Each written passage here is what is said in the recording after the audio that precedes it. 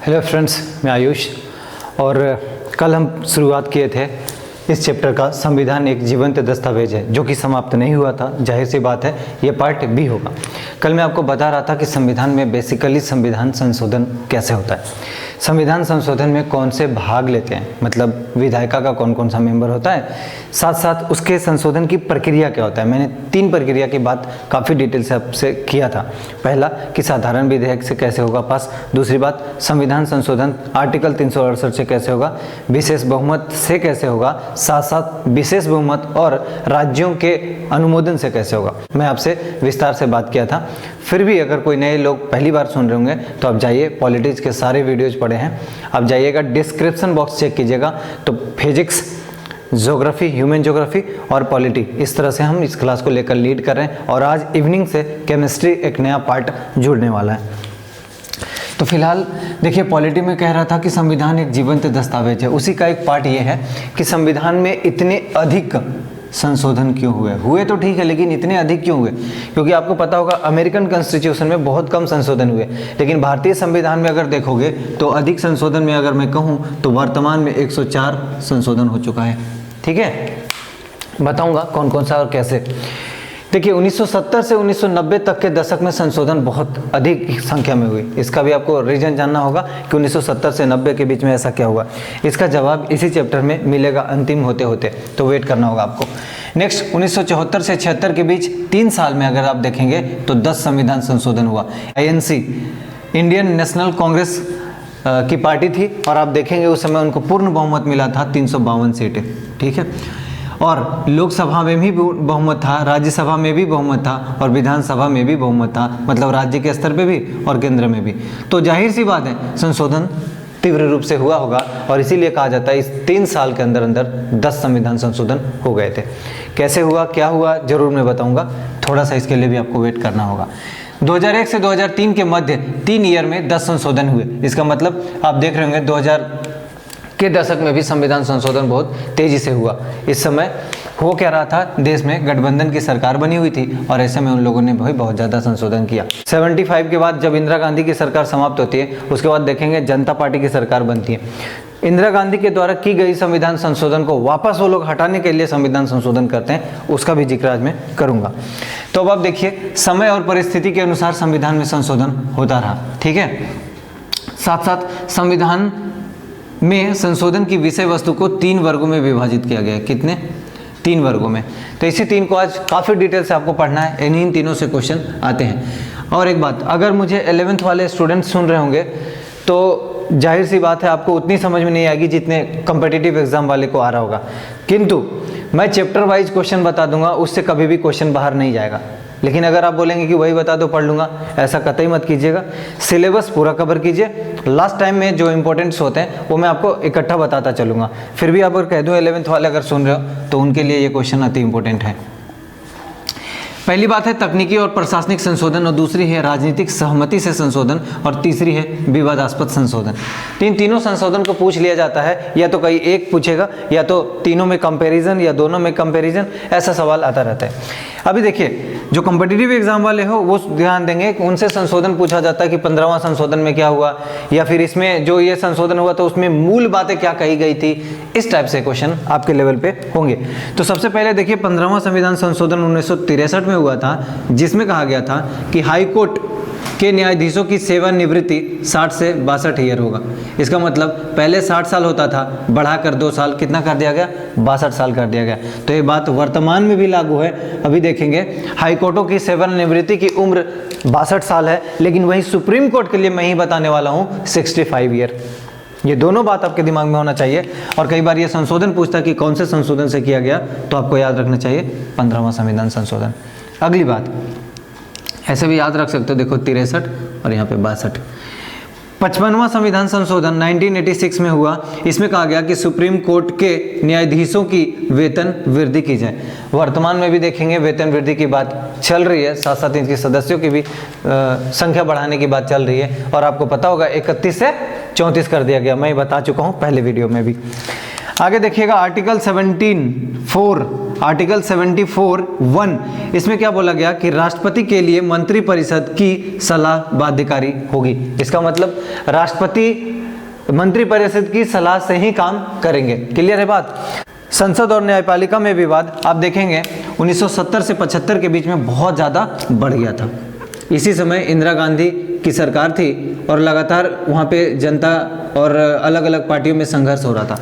मैं ही आपको बताने वाला हूँ कि जब भारत सरकार के अर्थात सरकार के जब 3 अंग कार्यपालिका, विधायिका और न्यायपालिका में सामंजस्य होगा तब वो सरकार में सुशासन व्यवस्था देखने को मिलेगी, गुड गवर्नेंस देखने को मिलेगी।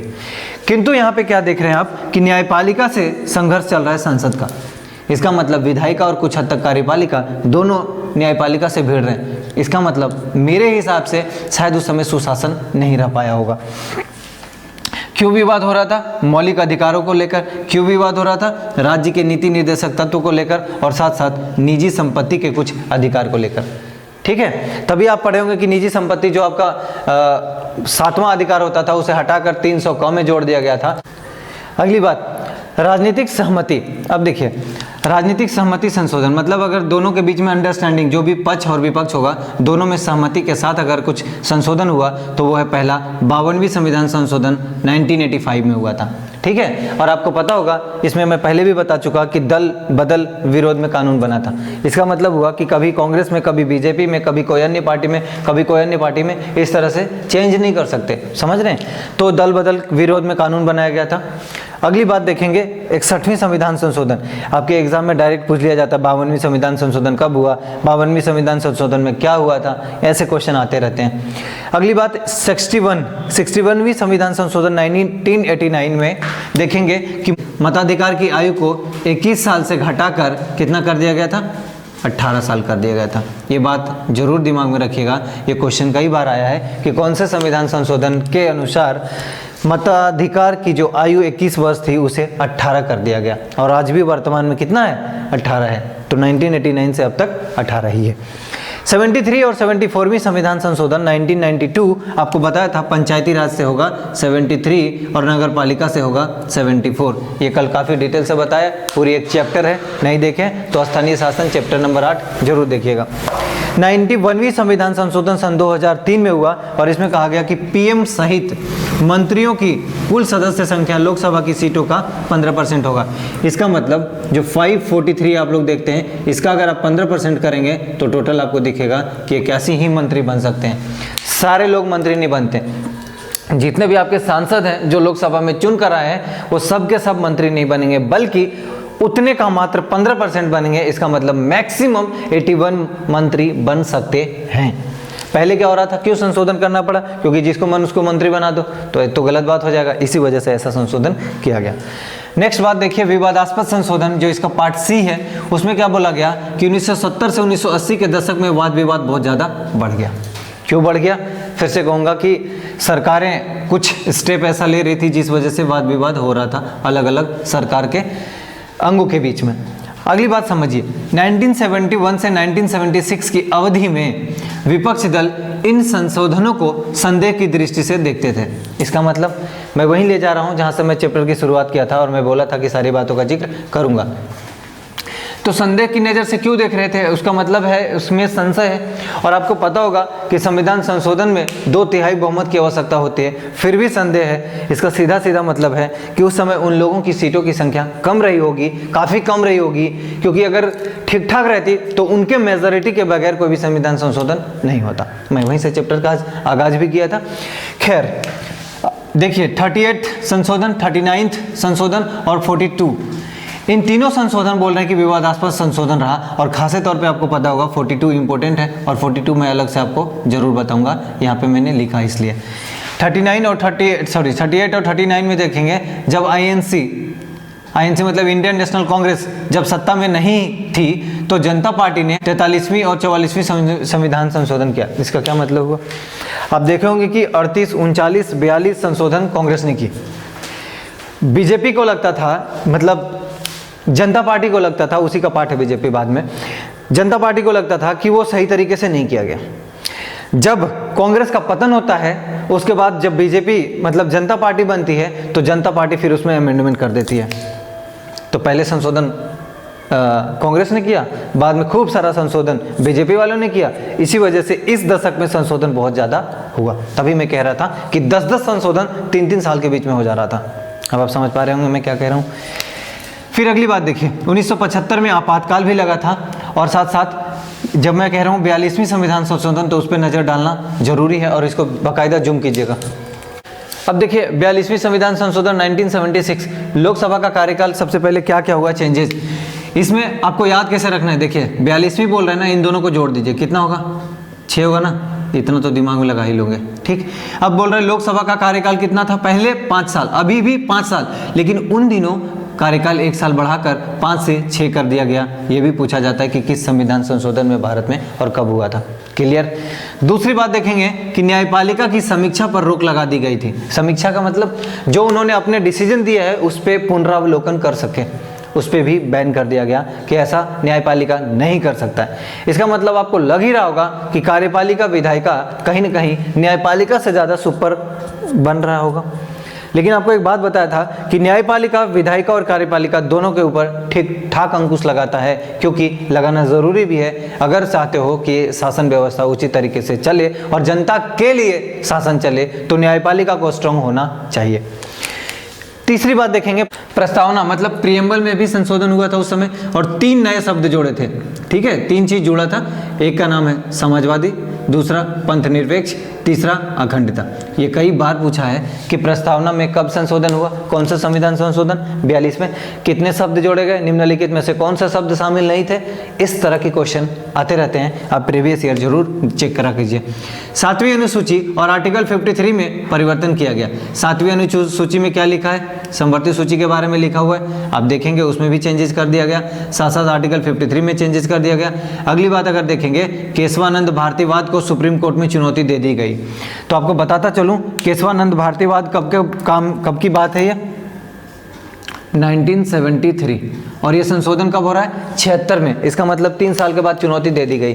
केशवानंद भारतीवाद में क्या कहा गया था वो आपको मैं क्लियर करा दूं। केशवानंद भारतीवाद में क्लियर कट एक बात कहा गया कि आप संविधान में मतलब संसद संविधान में संशोधन कर सकती है, किसी भी खंड में कर सकती है, किसी भी 22 भाग में से कहीं भी कर सकती है, किंतु संविधान की मूल ढांचा में परिवर्तन नहीं होना चाहिए। क्लियर, ये बात मैं पहले भी जिक्र जरूर किया हूं और ये इंपॉर्टेंट है, दिमाग में जरूर रखिएगा। इन्हीं सारी बातों की वजह से 42वीं संविधान संशोधन को क्या बोला जाता है, मिनी कॉन्स्टिट्यूशन ऑफ इंडिया। समझ पा रहे हैं, ये बहुत बार क्वेश्चन पूछा है कि मिनी कॉन्स्टिट्यूशन किस संविधान संशोधन को कहा जाता है, आप कहेंगे आंसर 42। देखिए इसका परिणाम क्या हुआ, इतना सारा निरंकुशता टाइप का स्थिति थी तो फाइनली कांग्रेस को चुनाव हारना पड़ा और इसके बाद जनता पार्टी की सरकार बनती है और जनता पार्टी फिर से संशोधन करती है, जो कि मैं आपको बताया था कि 43वां संविधान संशोधन और 44वां संविधान संशोधन जनता पार्टी करेगी। और ये कब होगा, तो देखिए जिस तरह बोला 4 + 2 6 कर लीजिए, तो इसको करके प्लस देखिए ना भाई कितना होगा, इसका मतलब ये 1978। क्लियर। नेक्स्ट बात अगर देखिए, संविधान की मूल संरचना व उसका विकास कैसे हुआ और क्या क्या हो रहा था यहाँ पे। अगली बात, संविधान की मूल संरचना का सिद्धांत सुप्रीम कोर्ट ने केशवानंद भारतीवाद में प्रतिपादित किया, मतलब रखा गढ़ा जो कहना है कह सकते हैं। इसमें क्या हुआ ये बता दिया 73। इसमें क्या हुआ, बोला गया कि इससे संसद की संविधान संशोधन की शक्ति को सीमित किया गया, क्योंकि इस तरह से लगातार संशोधन हो रहा था तो इसलिए इसको थोड़ा सा सीमित करने की कोशिश किया गया। यह संविधान की सभी भाग में संशोधन की अनुमति देता है, केशवानंद भारतीवाद। अभी आपको बताया भी था कि किसी भी खंड में आप संशोधन कर सकते हैं, किंतु वो बात ध्यान में रखिएगा कि जनता के हित में होना चाहिए और संविधान की मूल ढांचा के खिलाफ बिल्कुल भी नहीं होना चाहिए। अगली बात, ये बात समझा दिया, मतलब मूल ढांचे में परिवर्तन नहीं होएगा, किसी भी भाग में संशोधन कर सकते हैं। अगली बात, ये जीवंत दस्तावेज है। क्यों जीवंत है, तो कल भी एक शब्द मैं जोड़ा था, क्योंकि आप इसमें अमेंडमेंट कर सकते हैं, संशोधन कर सकते हैं। अगली बात, तर्क वितर्क होता है, बहस होता है पॉजिटिव रूप से, और व्यवहारिक राजनीति यहाँ पे उभर कर सामने आती है। इसी वजह से हमारा संविधान जीवंत है, जीवंत रहेगा, जीवंत था। अगली बात, आरक्षित सीटों की संख्या सीटों की कुल संख्या के आधे से अत्यधिक नहीं होनी चाहिए, ऐसा कहा गया था। अभी देखे होंगे ओबीसी के लिए आरक्षण का 2 कंसेप्ट है, क्रीमी लेयर और नॉन क्रीमी लेयर। बोला जा रहा है कि जिनका एनुअल इनकम, वार्षिक आय 8 लाख से ज़्यादा है वो क्रीमी लेयर में आएंगे, और जो इसके नीचे हैं वो नॉन क्रीमी लेयर में आएंगे। हालांकि ओबीसी के लिए आप देखेंगे तो एक नया आयोग बन गया है, वो भी आपको बताया था कल परसों, NCBC, ये एक नया है आयोग है, ठीक है, national commission for backward caste इसको बोलेंगे, और ये संविधान संशोधन 102 में लिखा हुआ है, ठीक है, चेक कर लीजिएगा आप, 102 में ही है, ठीक। इसी साल हुआ है, मतलब पिछली साल 2019 में, और इसके भगवान लाल साहनी को अध्यक्ष भी बनाया गया, काफ़ी इंपॉर्टेंट है, इस बात को आप दिमाग में रखेंगे। नेक्स्ट, जो वर्तमान में आरक्षण का शेड्यूल है, आप देखे होंगे कि शुरुआत में SC को दिया गया था 15%, ST को 7.5% और OBC को 27%। इन तीनों को अगर आप ऐड करेंगे तो टोटल कितना होगा, 49.5%। किंतु अभी संविधान संशोधन कर दिया गया एक और, आपको याद होगा इकोनॉमिक वीकर सेक्शन को ये जो 10% दिया गया, इसके लिए भी संविधान संशोधन हुआ, और संविधान संशोधन नंबर हो गया 103, ठीक। 103वीं संशोधन में ये सारी बातें लिखी हुई है, ठीक। अब देखिए आरक्षण का फाइनली ये बोला था 50% से ज़्यादा नहीं होना चाहिए, लेकिन अब 59.5% अपने देश में आरक्षण है। नेक्स्ट, न्यायपालिका का क्या योगदान होता है, नागरिकों की हितों का रक्षक होता है, सामाजिक और सामाजिक समानता, साथ सामाजिक न्याय पर अत्यधिक बल देता है। केशवानंद भारतीवाद में सुप्रीम कोर्ट ने कहा कि संविधान की भाषा पर नहीं बल्कि उसकी आत्मा, उसके मर्म पर विचार करना चाहिए, और हमेशा जनहित में विचार करना चाहिए। अंतिम बिंदु, मिनर्वा मिल्स वाद कई बार क्वेश्चन का हिस्सा रहा है, तो सीधा दिमाग में रखिएगा कि सुप्रीम कोर्ट ने इसमें क्या बोले थे कि संसद संविधान के मौलिक ढांचे को नहीं बदल सकता है। किंतु मिनर्वा मिल्स के बाद आप देखे होंगे जब केशवानंद भारतीवाद आता है 1973 में, तब केशवानंद भारतीवाद ने सीधा इनके जवाब को, जो मिनर्वा मिल्स वाद है, उसको पलटते हुए कहा कि नहीं, संसद संविधान में संशोधन कर सकती है किंतु उसकी मूल ढांचा में परिवर्तन नहीं होना चाहिए। इसके तहत ज़्यादा जीवंत कौन है नजर आता रहेगा आपको, केशवानंद भारतीवाद, और इसीलिए केशवानंद भारतीवाद अभी भी एक्सेप्टेबल है। और जब जब संविधान संशोधन होता है तब तब उस बात को दिमाग में रख के करा जाता है कि क्या इसकी मूल ढांचा में परिवर्तन तो नहीं होगी। अभी देखिए कुछ नए संविधान संशोधन जो हुए हैं उनमें से क्वेश्चन आने का चांसेस ज़्यादा है, तो जाहिर सी बात है मुझे एक जगह बता देना चाहिए, मैं उसी के लिए एक कोशिश करता हूँ। देखिए इस साइड में मैंने क्या लिखा है, विधेयक, या जिसको आप लोग कहते हो कि बिल, ठीक। इधर क्या, ये कौन सा संशोधन हुआ वो कहलाएगा, ठीक है, ये संशोधन का नंबर कहलाएगा। और अनुच्छेद में क्या चेंजेज हुआ, आर्टिकल में चेंजेज जो हुआ वो ये रहेगा, और साथ साथ क्या हुआ मैं ये बताता चलूँगा। तो 101 में आपको पता है कि सबसे पहले क्या आया था इसमें, GST, goods and service tax. 102 संशोधन जो हुआ था इसमें क्या हुआ था, NCBC, national commission for backward caste. 103 में देखे होंगे इकोनॉमिक वीकर सेक्शन, और 104 में आप देखे होंगे एंग्लो इंडियन की जो सीट होती थी लोकसभा में और राज्य सरकार के स्तर पे विधानसभा में, वो समाप्त कर दिया गया। और साथ साथ जो SC और ST इनकी जो सीटें होगी उन्हें बढ़ा दिया जाएगा, ठीक है। तो देखिए कई बार क्या होता है कि पूछता है कि 104वीं संविधान संशोधन हो तो किस आर्टिकल में कुछ जोड़ा गया, तो आर्टिकल होगा 334। 103वीं संविधान संशोधन जो कि इकोनॉमिक वीकर सेक्शन है, ये आर्टिकल 15 का क्लॉज 6, आर्टिकल 16 का क्लॉज 6 में जोड़ा गया, एमेंड किया गया। साथ साथ 102 जो NCBC से संबंधित है वो आर्टिकल 338B और आर्टिकल 342A में जोड़ा गया। साथ साथ GST के लिए देखेंगे 246A, 269A और 279A में अमेंडमेंट किया गया। आपको पता होगा हमारे देश में जब GST आया था वो 1 जुलाई से लागू भी है, ठीक है। ये भी क्वेश्चन पूछ सकता है, तो इसको भी दिमाग में रखिएगा, ठीक है। तो इस तरह से ये चैप्टर मेरे तरफ से समाप्त होता है। और अगर आपको वीडियोज पसंद आ रहे हैं तो प्लीज़ दोस्तों को शेयर करते रहें। जितना ज़्यादा से ज़्यादा लोगों तक पहुंचाने में आप सक्षम होंगे, यही मेरी सफलता की मूल मंत्र है। तो आप मैसेजेस फॉरवर्ड करते रहें, वीडियोज़ को शेयर करते रहें और हमें और हमारी टीम को प्रोत्साहन देते रहें। धन्यवाद।